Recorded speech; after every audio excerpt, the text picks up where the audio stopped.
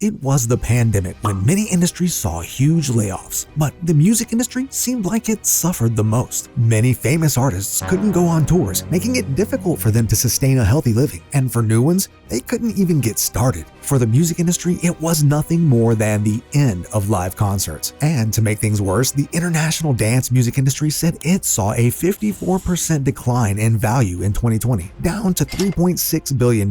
Suddenly, a beacon of hope appeared, giving everyone the idea that technology could save everything, even the declining music industry back in 2020. Introducing Mandolin, a music live stream platform that got millions of downloads, received a plethora of awards for innovations, but suddenly the company decided to shut down all its operations, removing the app and making music live streaming obsolete. So, how does a perfect app that was hailed as the future of live concerts and music fail so hard that the company decided to shut it off completely?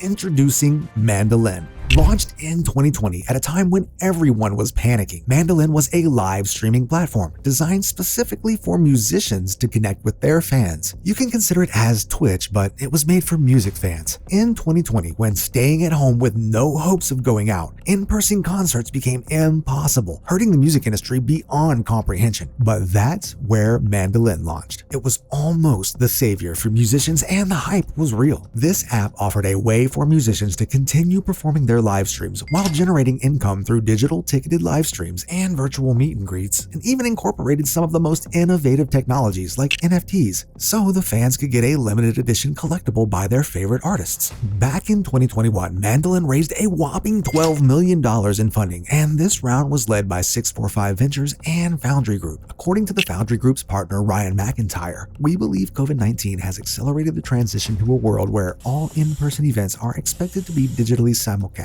This means that the app was on its way to becoming the next big thing, perhaps something like Spotify or Twitch. And to be fair, it did. From receiving awards to newer artists, fans could enjoy live music in a safe virtual space and interact directly with their favorite artists when tension in the world was at an all-time high. But that's not where it ends. Mandolin was so cunningly designed that it also offered VIP experiences, such as one-on-ones or meet and greets with artists, allowing them to earn a sustainable living while having virtual fun with their fans. You might be wondering, if an app was this popular and had over 1,000 artists live streaming with over 2,000 events, what could go wrong? The downfall of Mandolin.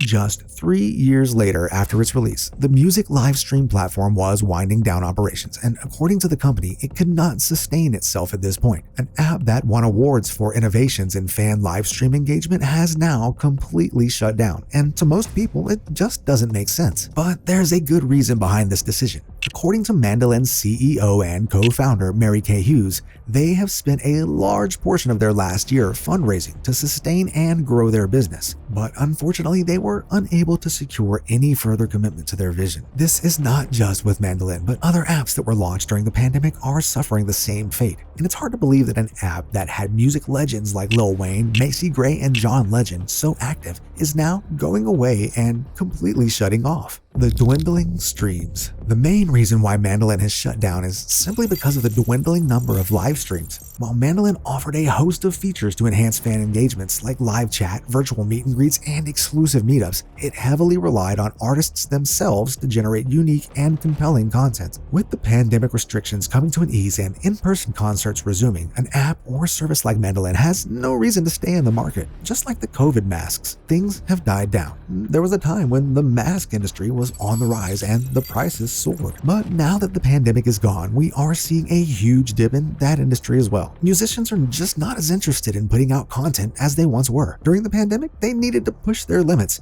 and put out engaging content for the fans to be interested in. Moving forward a few years, things have completely changed. Artists are doing their live streams regularly, and fans want to see their favorite artists more than just interacting with them on screen. The decline in content creation has directly impacted audience engagement on Mandolin, which ultimately killed off any hope for the app to sustain itself. To make things worse, it was such a slow death that even the founders of Mandolin didn't expect, and by the time they understood what was happening to the sales, it was too late, and in April 2023, the app met its death, leaving artists and music lovers in awe. So, an app that went from receiving millions of dollars in funding to now no takers What can we learn from the downfall of mandolin? We must understand that every industry and innovation can be shaken with time. At one point, mandolins seemed invincible in the future of live streaming concerts. It almost shifted the whole paradigm, giving us a false hope that mandolin would be invincible. The world's situation at that time was that we didn't know when the pandemic was going to end, and mandolin was the perfect solution at that time. But as everything quieted down, the demand for mandolin just died down. People wanted to go out, experience concerts in a more engaging way,